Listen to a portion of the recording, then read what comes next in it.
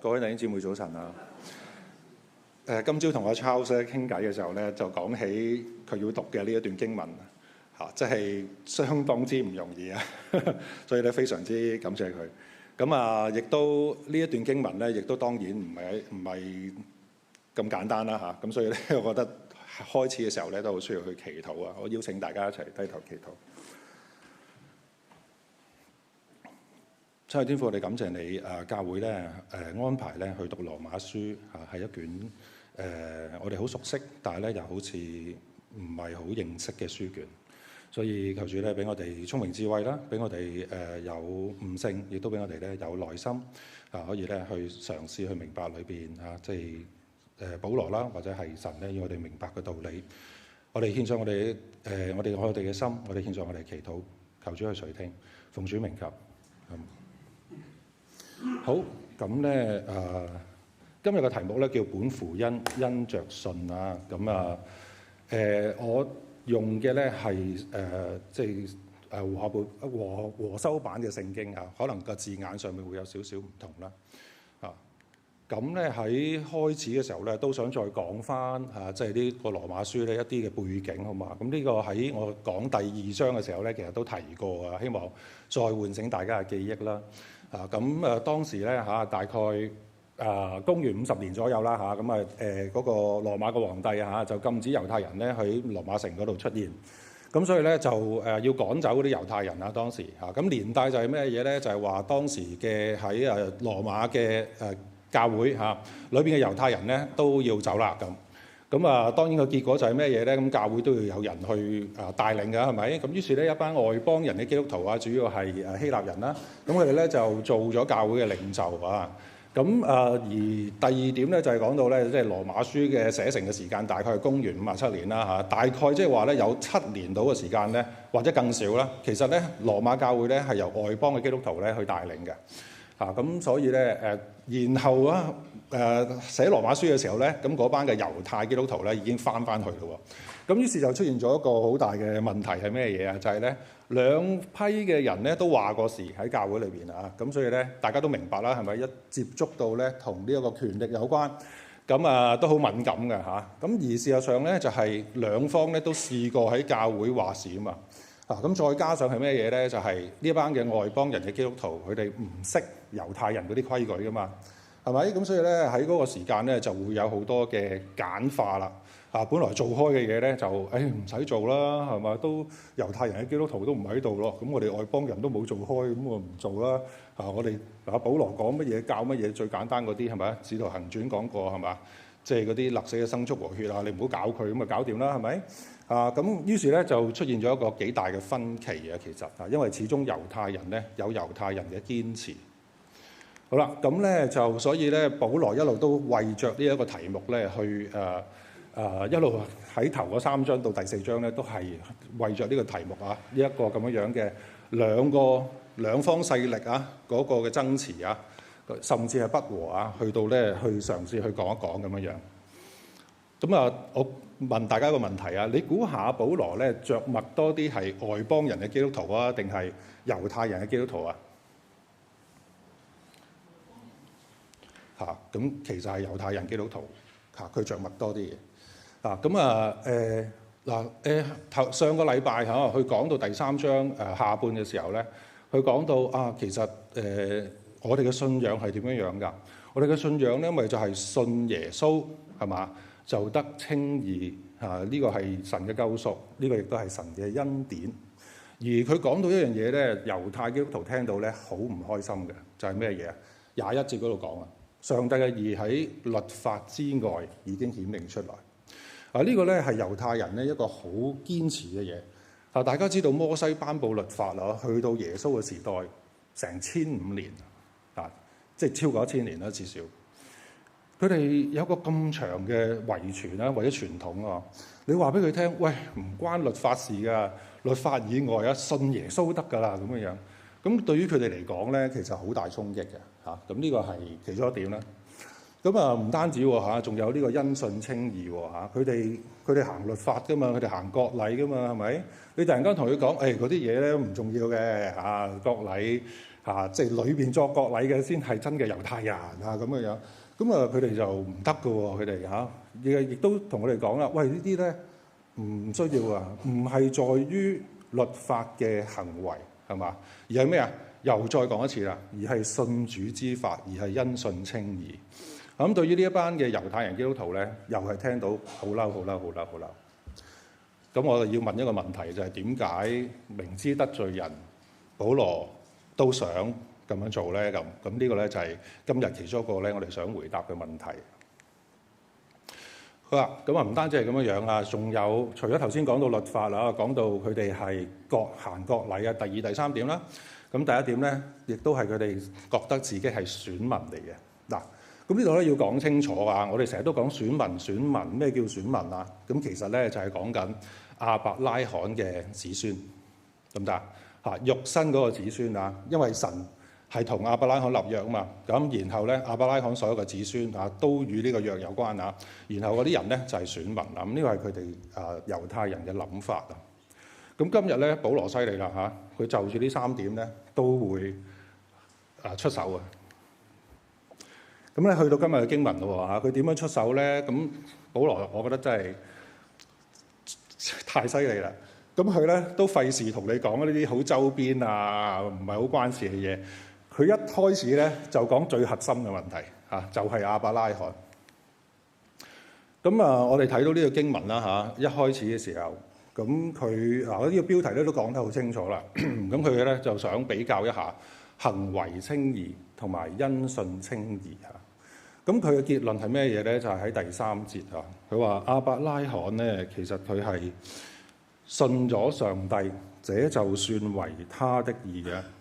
咁呢個好明顯啦嚇，佢係呢一度一開始咧，佢係針對翻律法嘅問題，係嘛？佢連亞伯拉罕啊，我俾個例子嚟，亞伯拉罕咧都唔係靠行為稱義㗎，佢係咧信上帝咧，上帝就算佢為義啦。於是其實又係嗰樣嘢咯喎，呢一班嘅猶太人基督徒咧，聽到又係好嬲喎嚇。唔單止咧，你喺道理上面講，你仲攞我哋咧嗰個祖宗亞伯拉罕嚟到講係嘛？咁啊聽到係咪好嬲啊？咁啊，於是咧，其實咧，保羅係想去挑戰佢哋嗰個傳統啊。所以你話保羅係咪好犀利啊？我哋還記得喺《使徒行傳》嘅時候，保羅起碼有2次。係點啊？係漏夜咧，要離開一個城市嘅嚇，因為反對佢嘅人咧係咁追擊佢係嘛？咁嗰啲人咧要放佢走啊！嗱，保羅呢個性情咧，我覺得佢都冇改變嘅。佢喺呢一度咧都係面對住呢班猶太人基督徒咧，佢都係打蛇打7寸即刻去到嗰個中心嗰度去咁樣去講啊！咁而且咧，佢唔係齋講喎，佢仲咧引用聖經嘅經文啊！我哋第3節嗰度咧係來自創世記第15章6節嘅嚇。亞伯拉罕信上帝，這就算為他的義嚇。佢唔係淨係即係好強嘅一個即係叫做邏輯嗰個嘅即係上次講辯論啊嚇而係咧佢引用埋聖經啊，聖經都係咁樣講啊，嘗試咧去增加個說服力。咁於是咧就會產生一個問題啦嚇，乜嘢叫做算為義咧？咁呢度咧，保羅就嘗試去解釋嚇，即係喺呢個聖經嘅經文裏邊咁講嚇。咁但係到底呢個真正嘅意義係咩嘢咧？算為義，咁佢做咗2個例子嘅。第一就係大家都好熟嘅，返工係會出糧嘅嚇。咁而呢個返工係會出糧呢件事咧，保羅亦都當然啦，佢唔係淨係講呢樣嘢啦，係咪？佢就帶去咧另外一點啦，就係咧嗰個恩典啊。頭先講到係嘛？你如果返工出糧咧，嗰個唔係恩典，係你努力而應得噶嘛，係咪？咁呢個係人都明嘅道理啦。第4節咁，但係咧透過一個咁顯淺嘅道理咧，保羅就想講一個相反嘅事喎，就係點啊？就係咧你唔使做嘢嘅咁咧，你都佢當然唔係話唔做嘢有糧出啦佢而係話咧你唔使做嘢，你只需要信神就會稱你為義。係嘛？咁即係喺外表上啊，你咩都冇做到啦，係咪？咁但係你又得到咯喎，即係如果你信嘅話，信神嘅咁樣嘅話，你就會神就會算你為義啦咁。咁樣講有冇說服力啊？你覺得？可能差少少，係嘛？所以咧，保羅咧再講多個例子啊。咁咧就係佢哋鼎鼎大名嘅大衛啊。咁佢就引用咗咧一個詩篇32篇嘅1至2節保羅嘅詩大衛嘅詩篇我哋第7同埋第8節，我邀請大家一齊開聲讀好嘛？過犯得赦免的有福了，主不算為有罪的，這人有福了。嗱，佢保羅咧去引用呢兩節嘅詩篇咧，都係想達到同一個目的嘅就係就算咧大衛啊，佢都係咁樣講㗎即係唔係話靠住自己做嗰啲咩嘢靠住自己咧去呢個振興呢個以色列民族成為一個強國去克服咧其他嘅外邦咁樣樣。佢唔係講呢啲嘢，佢係講緊大衛都發現自己得蒙神嘅一個嘅恩典係因為咩嘢啊？係因為咧佢犯嘅罪咧都得到神嘅遮蓋而唔係靠佢自己咧外邊所成就嘅工作。如果靠外邊成就嘅工作咧，掃羅王都幾好嘅喎，係嘛？佢都幾好嘅喎，但係唔係咁樣。但係最後掃羅王被神廢棄咗啦，係咪？點解啊？因為佢唔跟隨神嘛，係咪？佢自把自為啊嘛。咁但係大衛咧佢自己都好叻但係佢唔係因為咁而覺得誇口而係因為咧神去赦免佢嘅罪佢覺得咧咁樣嘅人係有福嘅所以保羅咧亦都好肯定咁樣講行為之外蒙神算為有義嘅係有福嘅人好啦，咁我想講一講咧就係一個遮蓋嘅概念咁我哋啱啱讀緊利未記啦即係禮拜4嘅晚上咁咧就講到咧獻祭嘅問題咁獻祭咧最後有一日咧叫贖罪日就會去到呢一個約櫃嘅呢一個地方嘅咁你知唔知遮蓋呢個意思係咩嘢咧？其實係來自或者講下個約櫃點樣做你見到咧係一個四方方嘅一個盒啦，係好似一個盒啦。咁你見到最底嗰啲桿咧就係即係方便人去抬嘅咁樣樣。咁而呢一個盒呢個施恩座嘅頂咧即係或者呢個約櫃 sorry 呢個約櫃嘅頂咧有個叫施恩座嘅東西，係一個蓋嚟嘅。咁考下大家咯即係大細個返主日學咧有冇留心呢個約櫃裏邊擠咗啲咩嘢㗎？大家知唔知啊？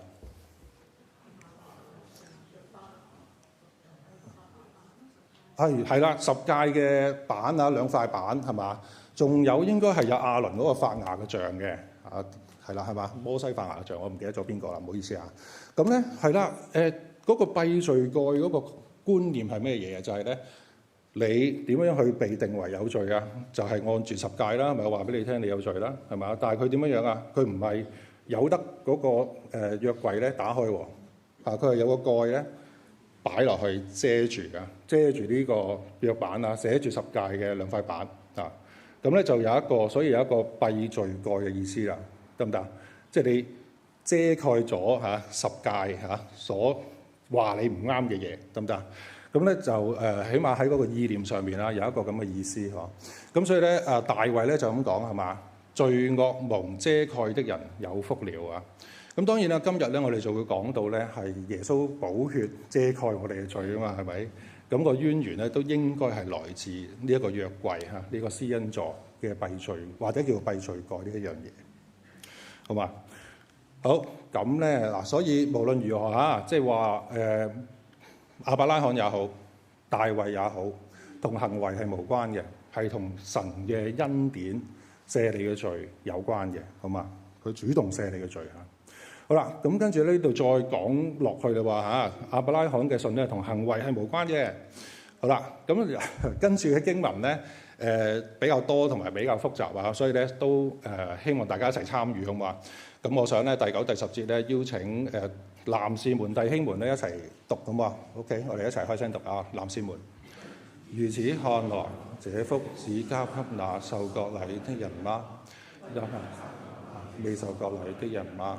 我們說，因着信，就算亞伯拉罕為義，那麼這是怎麼算的呢？是在他未受割禮的時候，還是他未受割禮的時候咧？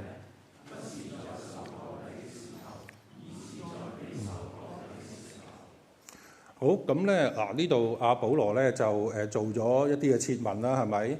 佢就問咗啲問題第9節又問，第10節又問，然之後咧佢就自己答翻咁第9節嗰個好熟明㗎啦，唔講啦。咁第10節嗰度咧就牽涉到一個問題其實就係時間嘅問題。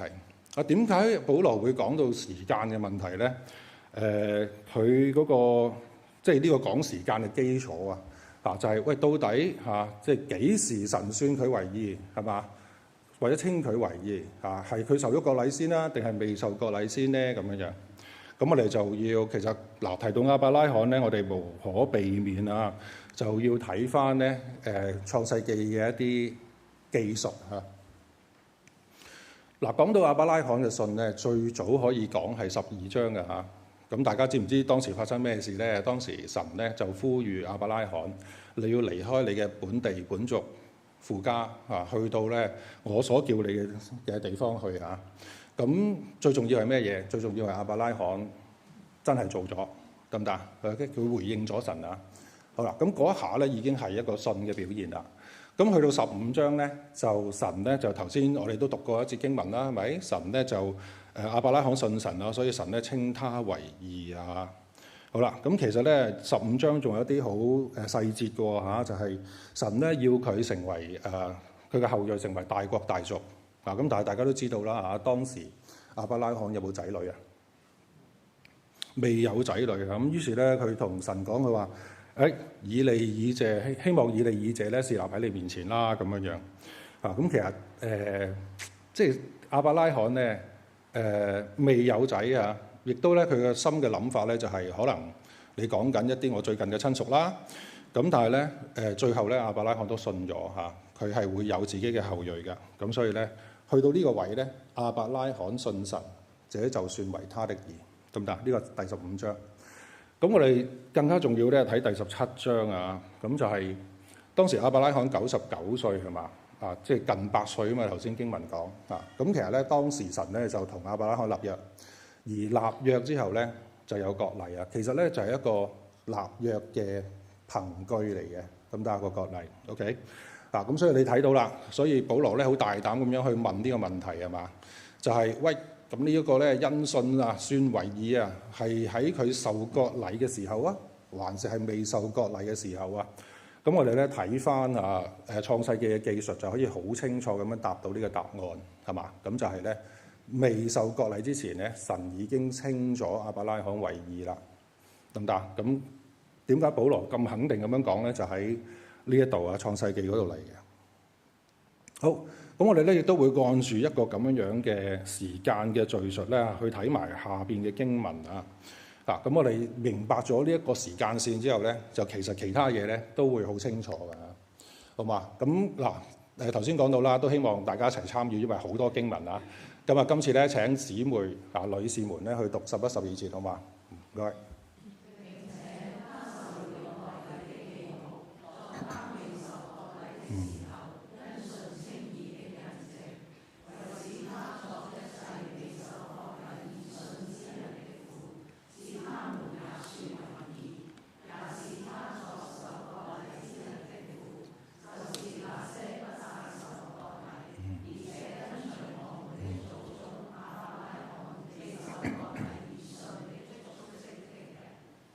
好，係咪好甩咳咧？去到讀到最尾咁要介紹咧保羅一個特色咁佢嘅特色係咩嘢咧？佢好中意自己造字嘅，其實咁我哋會見到咧呢度有個字係咩我們的祖宗亞伯拉罕跟隨我們的祖宗亞伯拉罕未受割禮而信的足跡的人呢個就係保羅做嘅字啦，得唔得？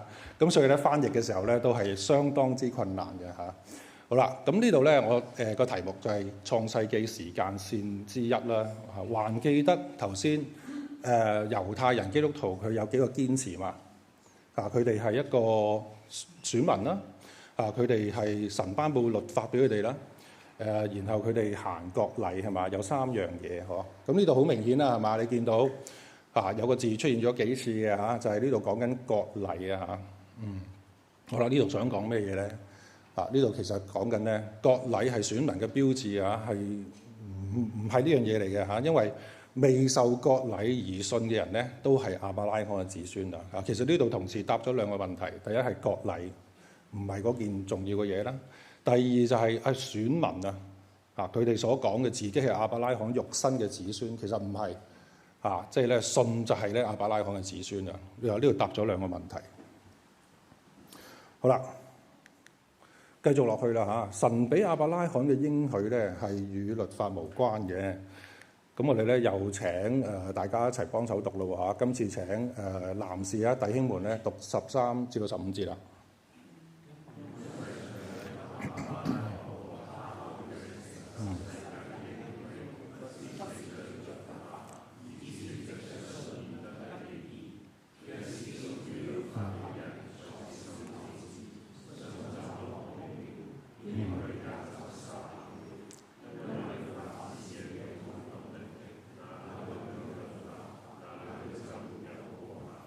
好，咁頭先提到嗰3點嗬，咁呢度又係好明顯啦，係針對嘅係佢哋所把持嘅律法呢個嘅問題係嘛？咁其實咧個內容咧，你會見到都好類似嘅，不過咧係個主題唔同啫。咁個結果咧，或者咧嗰個點講咧，即係佢想講嗰樣嘢咧，都係藉着信耶穌基督係嘛，而咧過犯得蒙赦免得拯救啊。都係講緊呢樣嘢，不過咧，今次咧係講緊律法嘅問題啊。好啦，佢哋咧好堅持呢班猶太人嘅基督徒猶太人當然亦都係啦。上帝咧俾律法佢哋一代一代咁樣承傳由摩西起到而家咧超過1000年啦。咁律法咧有冇俾亞伯拉罕應許冇啊？因為你睇到創世記嘅經文咧，完全冇提過律法，係咪？好啦，然後第二點咯，亞伯拉罕咧係藉住信係得稱義嘅，咁咧後來咧先至神先至俾亞伯拉罕應許嘅。呢個又係透過咧去睇翻頭先嗰幾章嘅經文咧，我哋會睇到嘅嘢。所以我哋可以有個結論就係咧，同律法根本係冇關嘅噃。咁所以呢一班嘅猶太人嘅基督徒咧，成日都喺度講要行律法要守咁樣咁其實咧可以係唔關嗰啲律法事嘅咁而喺上一章嘅聖經咧，亦都講得好清楚啦。律法咧唔係冇用佢係有個意思嘅，係要人咧去認識罪或者知罪咁保羅咧好有條理咁樣咧，去將呢一啲嘅事實咧去陳列出嚟啦，係希望呢一班嘅猶太人基督徒咧可以放低佢哋以為咧即係好純正、好正統嘅嘢然後咧同嗰班嘅外邦人基督徒咧可以有一個和諧，有一個合一你覺得做唔做到啊？其實好難。你諗下我哋叫我哋放低我哋1000年嘅傳統係嘛，去就另外一班人話其實好大件事喎，係咪咁我又問翻嗰個問題啦，係嘛？咁難，點解保羅都要做？點解保羅都要做？係嘛？我哋又諗下喎。好，咁你創世記咧，仲有佢嘅即係佢嘅時間線咧，去解決咗好多嘅問題另外一個問題就係第一點啦，頭先講到選民嘅問題係嘛？咁後嗣係出於信嘅後嗣頭先講到以色列人咧或者猶太人咧，佢哋覺得佢哋係肉身上面係亞伯拉罕嘅後裔所以佢哋以此為榮咁但係保羅講乜嘢？佢話唔係信好似亞伯拉罕嗰個信，咪就係後裔咯，係嘛？咁又係咧去衝擊佢哋咧好傳統1000幾年嘅思想，所以即係保羅真係好犀利所以我覺得而最後咧呢度提到一點佢話亞伯拉罕所信嘅係那叫死人復活、使無變為有嘅上帝。嗱，頭先咧講到第17章亞伯拉罕99歲但係咧未有仔女而神就話咧你自己嘅仔女咧先至係你嘅後裔所以一提到呢一度叫死人復活、使無變有，大家會諗起咩嘢？會諗起佢百歲得子啦，係咪啊？好，咁亦都係真嘅嚇。往後咧嚇佢所講，即係都會講到呢一樣嘢嚇。好啦，頭先講到嚇呢度咧係衝擊翻咧猶太人基督徒啊，佢哋覺得自己係選民啊，但係咧呢度講到啊，你係效法亞伯拉罕個信心嘅人咧，全部都係選民嚟嘅嚇，全部都係後嗣嚟嘅，好大衝擊啊！對於嗰班嘅猶太人基督徒。好啦，咁我哋可以咧去到呢一度咧，又有一個嘅少少嘅總結嚇。就住咧選民律法同埋割禮啊，猶太人有佢嘅想法啦，猶太人基督徒係嘛？咁但係對於所有基督徒嚟講咧，都係咧差唔多嘅結論啦，就係藉住信我哋咧就會得着神嘅應許藉住信我哋可以稱義，藉住信咧我哋同全部人咧都係神嘅後嗣啊，所以我哋互相稱呼做咩啊？弟兄姊妹啊嘛，係咪就係因為我哋都係神嘅後嗣啊。好啦，咁啊差唔多尾聲啦喎。亞伯拉罕嘅信咧係沒有疑惑神大能嘅信啊。咁啊頭先呢一節最尾嘅時候咧都講咗叫死人復活、使無變有嘅上帝啊，呢個係亞伯拉罕所信嘅嗰位。嗱呢度咧又要解決翻頭先講嘅問題啊。亦都係同創世記有關嘅嚇，就係佢話要成為大國，神要話佢要成為大國嚇，但係佢仲未有子女，咁點算咧？咁呢度就提翻神所講嘅應許係嘛？立你作多國嘅父啦跟第17節第18節咧就係你嘅後裔咧都會如此多國嘅父。咁兩節嘅經文咧，分別係來自頭先講過嘅創世記17章同埋15章啦。以色列人咧一直都認為咧呢兩節係講佢哋啦。咁頭先已經講咗啦。其實係講緊憑住信心效法亞伯拉罕之信嘅人咧都係咁樣樣嘅。咁跟住咧就講到經文，我哋一路讀落去就會講到頭先提及啦。佢99歲都冇仔。咁但係100歲咧就有個仔啦咁。咁有冇留意咧？有個 bug 嘅呢度，有個破綻嘅就係第16章咧冇提到喎。大家知唔知道第16章講咩嘢啊？創世記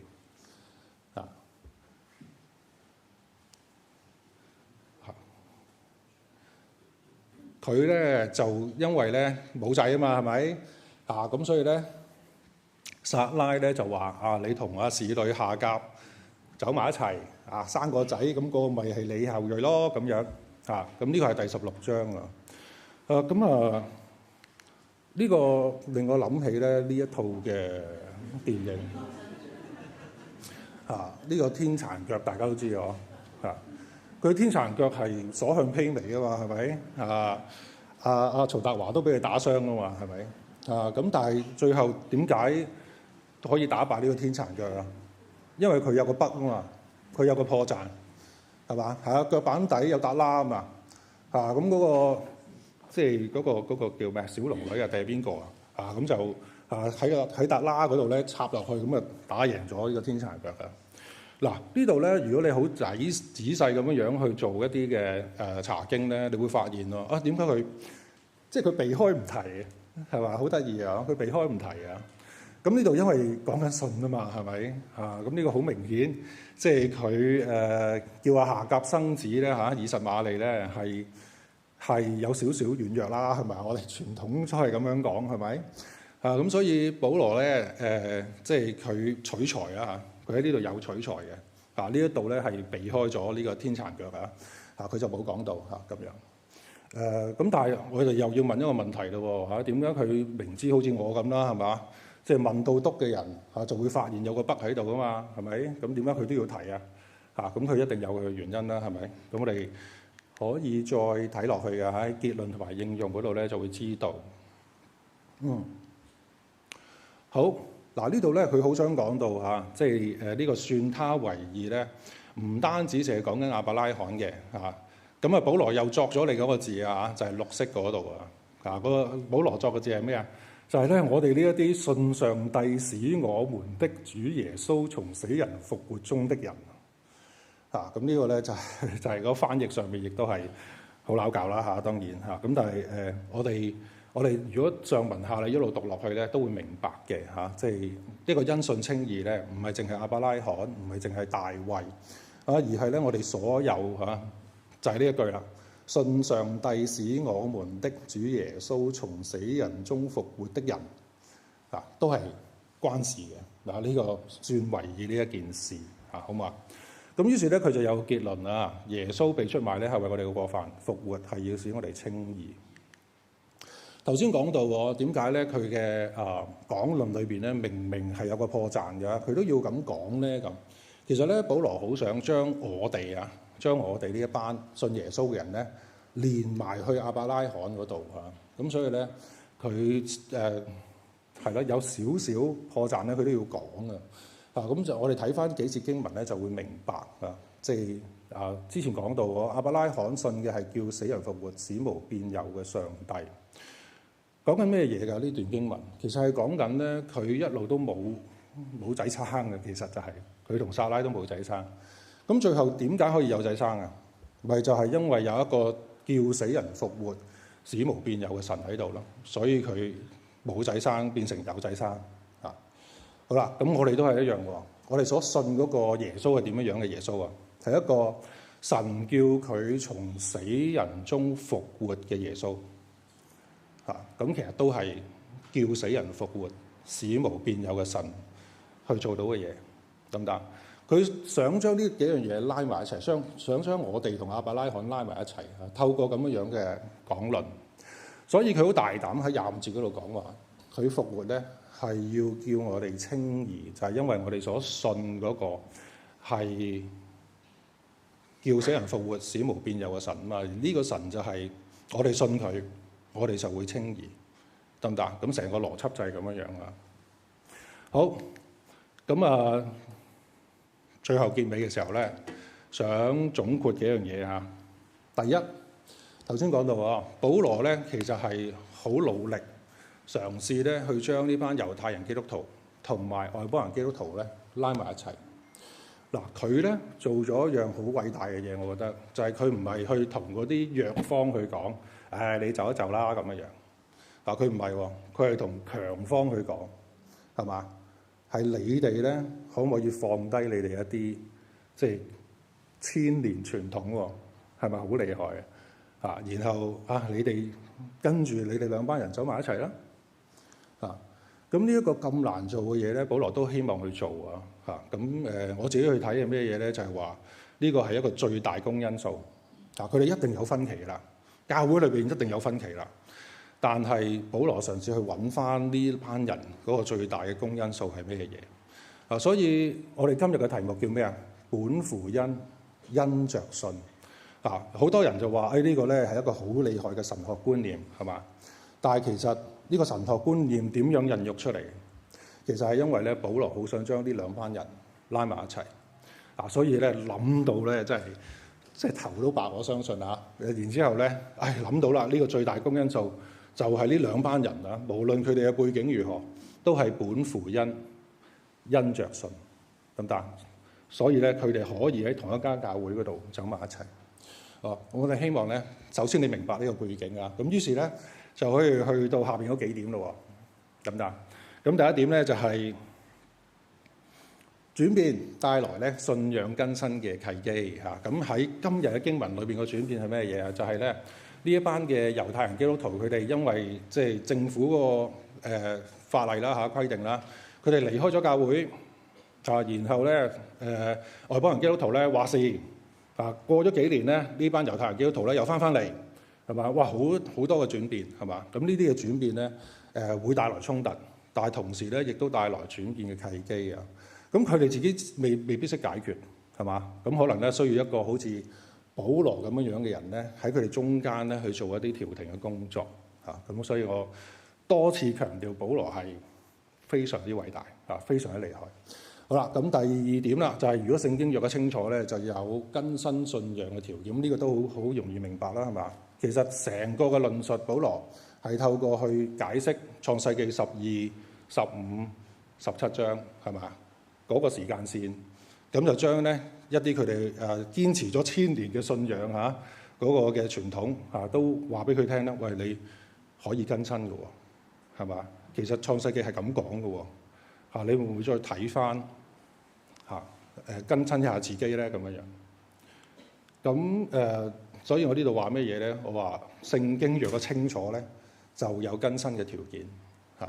我哋唔係憑住咧口才好拗贏人咧然後咧叫人去就我哋，唔係咁樣樣而係咧大家有同一本聖經，我哋按住呢本聖經嘅教導咧去做，得唔得 ？OK， 呢個係第二點嚇。第三點啦，放下習慣喺新嘅地方更新信仰。呢個咧，我諗我一講大家都好明啦，係嘛？大家手持呢個 BNO 5+1嘅弟兄姊妹應該好清楚啦嚇。你以往喺香港咧，可能有你宗派或者你教會咧有唔同嘅習慣，係嘛？但係嚟到一個新嘅地方咧，又會發現唔同嘅喎。然後咧，你接觸其他教會嘅弟兄姊妹咧，又唔同嘅喎。大家做嘅嘢咧係都按住自己咧以往嘅所以我話咧，有時唔係信仰嘅問題，係習慣嘅問題即係你返到教會咧，就硬係期望咧有某啲嘢係會出現㗎啦，硬係會期望咧有某一啲嘅做法係咁樣樣㗎啦咁嗰個係可能只係習慣嘅問題咁我哋去到一個新嘅地方咧係有條件咧去更新我哋嘅信仰。不過咧要返去第二點就係要有一啲聖經嘅基礎。好啦，第四點啦。咁更加希望大家咧去發掘自己有冇咁樣嘅條件啦，係咪？係一個調停人嘅角色就係上面嗰幅圖好簡單嘅一幅圖喺呢兩班人中間，保羅咧去做咗一個協調者嘅角色咁大家都知道唔係一件容易嘅事大家我相信咧，好多弟兄姊妹咧係個選擇係咩嘢梗係避得就避啦，係咪咁第二個選擇係咩嘢梗係食花生啦第三個選擇咧，即係睇下點咯，係咪？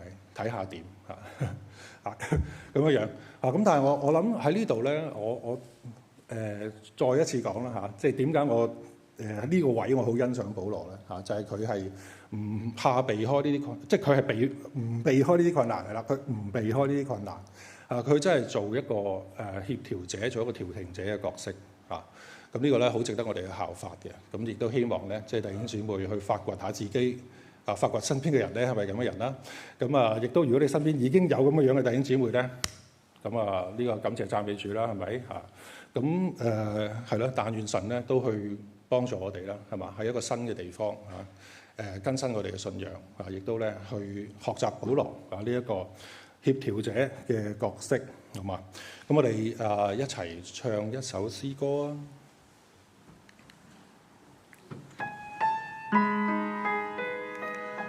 呢首歌咧係你讓我生命改變。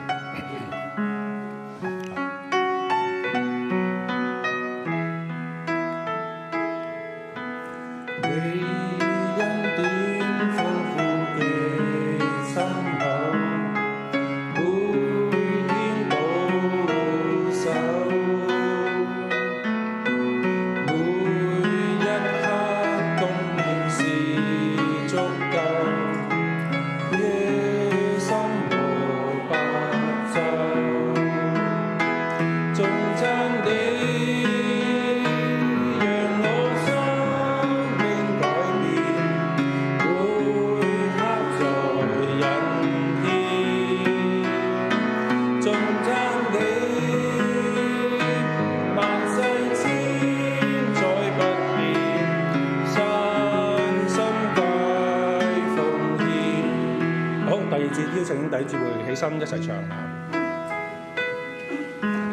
你是因普世上天宇，傾福於世間，細心的把我再看顧，關心無間，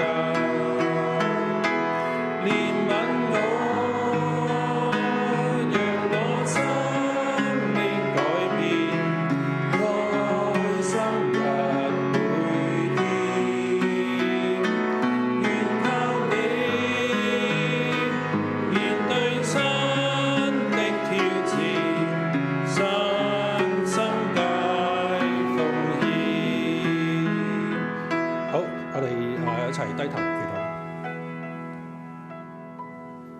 親愛天父，我哋感謝你。